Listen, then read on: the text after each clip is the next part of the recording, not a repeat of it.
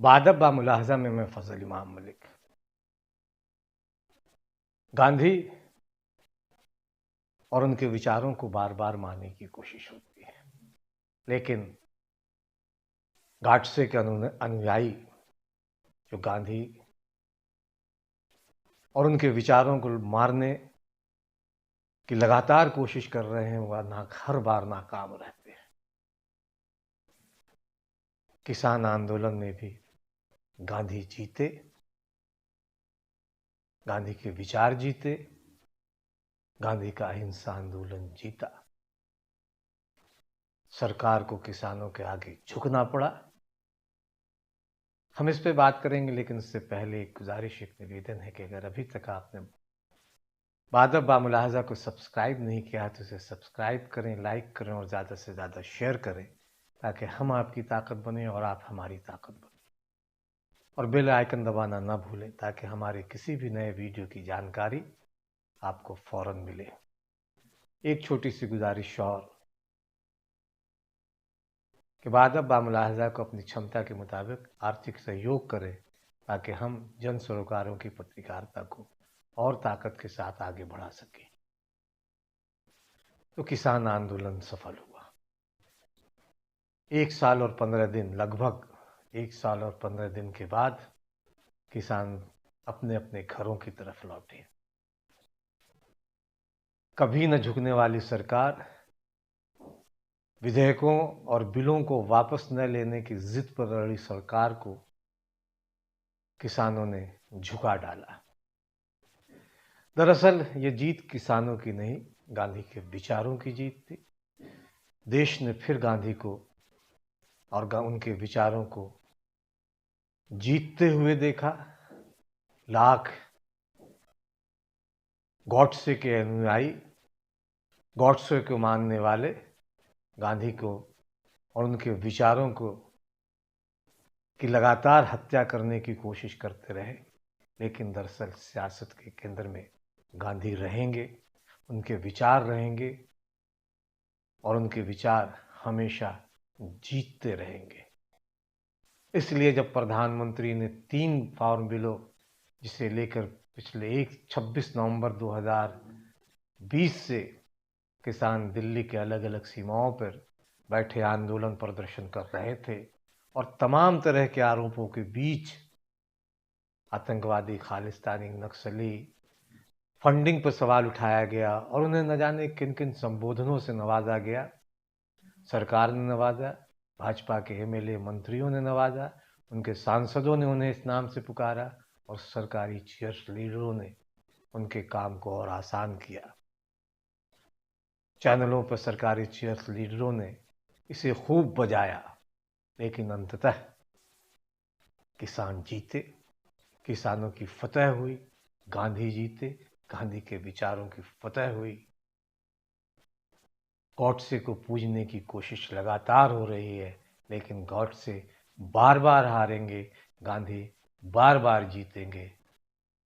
नरेंद्र मोदी प्रधानमंत्री हमारे हैं, उन्होंने कहा कि कुछ तपस्या की बात, पता नहीं कौन सी तपस्या उन्होंने की इस फॉर्म बिल के पीछे, लेकिन उन्होंने जो भी कहा, माफी मांगी और कहा कि हम कुछ किसानों को समझाने में नाकाम रहे। दरअसल 5 राज्यों के चुनाव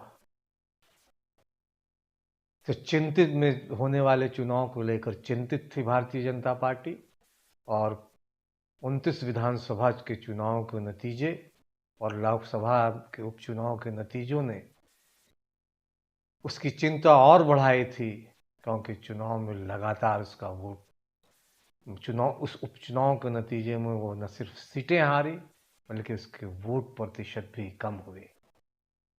पश्चिम उत्तर प्रदेश में से लेकर हरियाणा, पंजाब में किसानों ने जिस तरह से एकजुटता दिखाई, सचमुच वो बधाई के पात्र है। लेकिन दरअसल इस पूरे आंदोलन में गांधी और उनकी अहिंसावादी नीतियां, उनके विचार ही हावी रहे और उसने इस सरकार को घुटने टेकने पर मजबूर।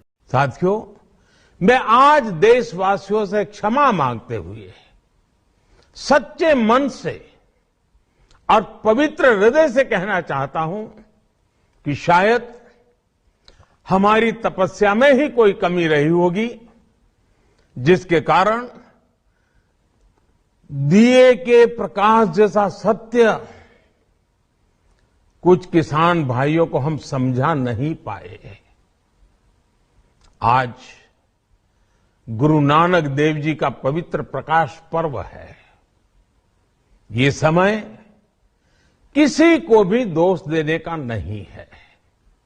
आज मैं आपको, पूरे देश को ये बताने आया हूं कि हमने 3 कृषि कानूनों को वापस लेने का, रिपील करने का निर्णय लिया है। इस महीने के अंत में शुरू होने जा रहे संसद सत्र में, इसी महीने में, हम 3 कृषि कानूनों को रिपील करने की संवैधानिक प्रक्रिया को पूरा कर देंगे। साथियों, मैं आज अपने सभी आंदोलनरत किसान साथियों से आग्रह कर रहा हूं, आज गुरु पर्व का पवित्र दिन है। अब आप अपने अपने घर लौटे, अपने खेत में लौटे, अपने परिवार के बीच लौटे। आइए एक नई शुरुआत करते हैं, नए सिरे से।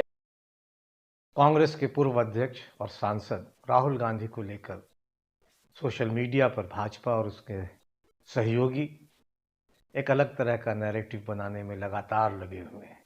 करोड़ों रुपए फूके गए, खर्च किए जा रहे हैं, खर्च किए गए, लेकिन पता नहीं क्यों राहुल गांधी अपने विचारों को लेकर अडिग हैं। वो लगातार ऐसे बयान दे रहे हैं जिससे पर बाद में सरकारें अमल करती रही, चाहे वो कोविड का मामला हो,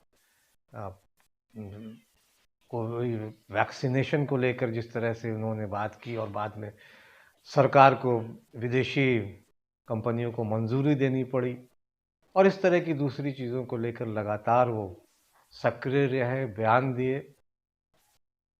किसान आंदोलन को लेकर भी वो लगातार अपनी बात रखते रहे थे, और उन्होंने तो खुलेआम सदन में भी कहा था और सदन के बाहर भी कहा था कि सरकार को किसानों के आगे घुटने टेकने पड़ेंगे, ये बिल वापस लेना पड़ेगा, और सरकार को ऐसा ही करना पड़ा।